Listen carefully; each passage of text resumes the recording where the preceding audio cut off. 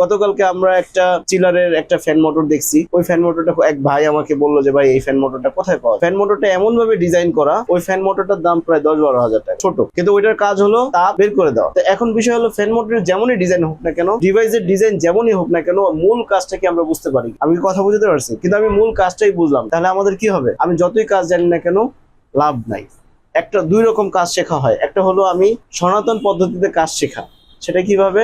যে আমি একটা ওস্তাদের সাথে কাজে গেলাম, দেখলাম, কিন্তু আসলে প্রকৃতপক্ষে আমি দেখলাম কম্প্রেসার নষ্ট, চেঞ্জ করে, কিন্তু কম্প্রেসারটা কেন নষ্ট হয়েছে সেটা কিন্তু আমরা জানি। কিন্তু আমরা যদি অভ্যন্তরীণে পড়াশোনা করি, কাজ শিখি, তাহলে আমার কম্প্রেসার কেন নষ্ট হয়েছে আমাকে কারো কাছে জানা লাগবে না, আমি নিজে এটাকে বের করতে পারবো ইনশাল্লাহ, তাই না? তাহলে মূল বিষয়টা আমি বুঝি কিনা। তাহলে আমার এটার ডিজাইন, আউটডোরের ডিজাইন যেমনই হোক না কেন, আমরা বড় এসি দেখছি না আউটডোর, এই যে গতকালকে তুমি গেছিলে না, আউটডোরে ফ্যান মোটর কয়টা ছিল? 2টা। কন্ডেন্সার বড়, তাহলে তাপ বেশি, তাহলে তাপ বের করতে হবে বেশি। কথা কি আমি বুঝতে পারলাম? তাহলে আলটিমেটলি তাপ যদি বেশি বের করতে হয়, তাহলে ফ্যান মোটর বেশি লাগবে, এর শক্তিও বেশি লাগবে, রাইট? তাহলে এই কন্ডেন্সারটা, এই আউটডোর ইউনিটের যে টিউব গুলো দেখতেছি, এগুলোর নাম কি? কন্ডেন্সার। এই কন্ডেন্সারের এই যে টিনের মতো দেখা যায় না, অ্যালুমিনিয়ামের টিনের মতো দেখা যায় না, এগুলাকে বলা হয় ফিন্স।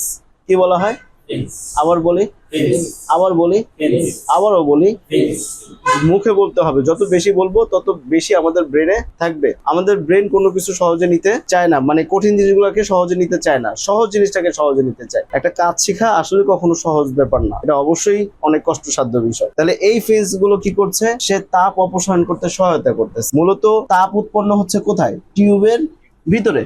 টিউবের কোথায়? ভিতরে। কিন্তু সেই তাপটাকে এই কপার টিউব কি করতেছে? তাপটাকে ছড়ায় দিচ্ছে। এখন ও যখন ছড়ায়, ও যে পরিমাণ তাপ ছড়ায়, যদি ফিন্স গুলো থাকে তার থেকে অধিক বেশি পরিমাণ তাপ ছড়াতে পারে।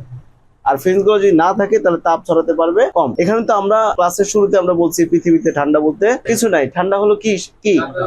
তাপের অনুপস্থিতি। যেখানে তাপ নাই সেটাই হলো কি? ঠান্ডা। তাহলে আমার এসি, ফ্রিজ বা রেফ্রিজারেশন যন্ত্রের মূল কাজটা, মূল কাজ হলো যে তাপ এক জায়গা থেকে অ্যাবজর্ব করে ওটাকে বের করে দিবে, রিজেক্ট করে দিবে। এর মানে তাপ শোষণ করবে, তাপ বের করে দিবে, বর্জন করবে। এই প্রক্রিয়াতে রেফ্রিজারেশন সিস্টেম কাজ করে। এখন রেফ্রিজারেশন সিস্টেমে আমি যে কাজগুলো করছি, রেফ্রিজারেটরে, এয়ার কন্ডিশনিং সিস্টেমে বা ওয়াটার ডিসপেন্সার, তারপর হলো reach in cooler, walk in cooler, অথবা VRF air conditioning system, central air conditioning system, chiller system, whatever it is, main বিষয়টা হলো কি?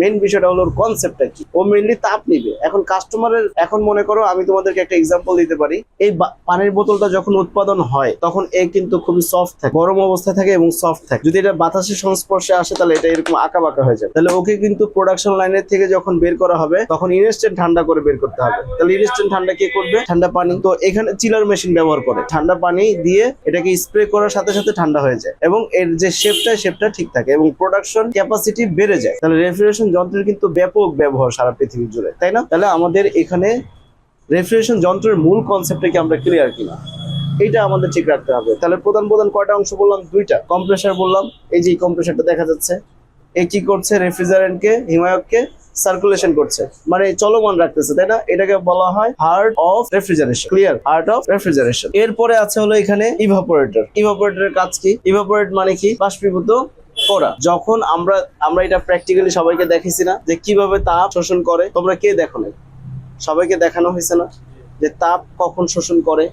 তো যখন ইভাপোরেশন কালে মানে বাষ্পায়ন কালে যখন বাষ্পটা হয়, ওই সময় এই ইভাপোরেটর কি করে? তাপ শোষণ করে। তাপ কি করে? শোষণ করে। ও কি করে? তাপ বর্জন করে। তাহলে এইটা আমি যেই কক্ষে রাখবো ওইখানে তাপ নিয়ে নিবে, আর যেখানে আমি বের করবো সেটা কি করবে? বর্জন করবে। তাহলে আমাদের দেখা যাচ্ছে যে তাপ এখান থেকে শোষণ করতেছে, এখান থেকে বর্জন করতেছে, তাপ শোষণ করতেছে, বর্জন করতেছে। এখন আমাদের কন্ট্রোল ডিভাইসটা আছে এখানে, এই যে ছোট্ট একটা ক্যাপিলারি টিউব আছে, চিকন দেখা যায় কি? এই ক্যাপিলারি টিউবটা হলো কি? Control device. কন্ট্রোল ডিভাইসের কাজ কি? কন্ডেন্সার এবং ইভাপোরেটর দুইয়ের চাপের পার্থক্য বজায় রাখে। একটা হাই প্রেসার থাকে, একটা লো প্রেসার। এই দুইটাকে নিয়ন্ত্রণ করে কে? Control device. কন্ট্রোল ডিভাইস দুই রকম হতে পারে। একটা হলো একটা হলো এক্সপানশন বাল্ব, আর একটা হলো কি? Capillary tube. এখন দেখো এই যে এখানে এই যে বাম পাশে দেখা যাচ্ছে কিন্তু high pressure, high temperature refrigerant হিমায়ক, আর ডান পাশে দেখাচ্ছে লো প্রেসার, লো টেম্পারেচার হিমায়ক। মানে এই যে মাঝখানে যে একটা বাধা সৃষ্টি করছে, এটাই মূলত তোমার সেই কন্ট্রোলিং। এখানে তোমার ক্যাপিলারিও থাকতে পারে, এখানে তোমার এক্সপানশন বাল্বও থাকতে পারে। এর মানে তুমি চাইলেই এক্সপানশন বাল্ব যে তুমি দিবা হবে নাকি? চাইলেই দিলে হবে না, এটা কি মেজারমেন্ট আছে যে আমি আসলে ক্যাপিলারিটা কতটুকু দিব, এক্সপানশন বাল্ব কোন সাইজের দিব, এর মানে সম্পূর্ণ তোমার এই প্রেসারের ক্যালকুলেশন অনুযায়ী সেটা দিতে হবে। এখন প্রশ্ন আসতে পারে যে এই ক্যালকুলেশনটা আসলে করে কারা? এগুলো করে সম্পূর্ণ যারা ডিজাইনার, যখন এটাকে ডিজাইন করা হয়, রেফ্রিজারেশন যন্ত্রটা ডিজাইন করে, এই R&D সেকশনে থাকে, প্রত্যেকটা কোম্পানির R&D একটা ডিপার্টমেন্ট আছে। R&D ডিপার্টমেন্টের মূল কাজ হলো যে ওরা গবেষণা করবে, রিসার্চ এন্ড ডেভেলপমেন্ট করবে, যে আমি এরকম একটা কাস্টমারের জন্য একটা প্রোডাক্ট তৈরি করতে চাই, সেই প্রোডাক্টের টেম্পারেচার থাকবে এত, তাহলে সেই টেম্পারেচার যদি আমি করতে চাই তাহলে তার কম্প্রেসার সাইজ হবে এত, তার কন্ডেন্সার ইউনিট হবে এত, এবং তার কন্ট্রোল ডিভাইসটা হবে এই সাইজের, ইভাপোরেটর সাইজ হবে এতটুকু। কথা কি আমি বুঝতে পারছি? তাহলে মূল ব্যাপারটা কি দাঁড়ালো, যে আমার এখানে সম্পূর্ণ ডিপেন্ড করবে, এই ডিজাইনটা কোনো টেকনিশিয়ানরা মূলত করে না বা করতে পারে না। ঠিক আছে, কেন করতে পারে না? তার কারণ এগুলো পড়াশোনা করে তারপর তোমাকে করতে হবে। কথা কি বুঝতে পারছি? আর এটা আমাদের খুব দরকারও হয় না। যখন আমরা রিপেয়ারিং কাজ শিখি, আমাদের মেজারমেন্টের দরকার হয় না। আমরা দেখলাম যে এখানে একটা টিউব আছে 1/4 সাইজ, এই 1/4 সাইজের তুমি টিউব কিনে এখানে লাগিয়ে দিবা। ক্যাপিলারি দেখলাম এখানে 60 সাইজের একটা ক্যাপিলারি আছে, 60 মিলিমিটার একটা ক্যাপিলারি আছে, তুমি কি করলা? ওইটাকে বের করলা। হ্যাঁ, লেখা থাকবে না। এগুলো সাইজ বের করাই তো তোমাদের মানে যারা টেকনিশিয়ান আছে তাদের কাজ। দক্ষ হয়ে বিদেশ যাব। We are from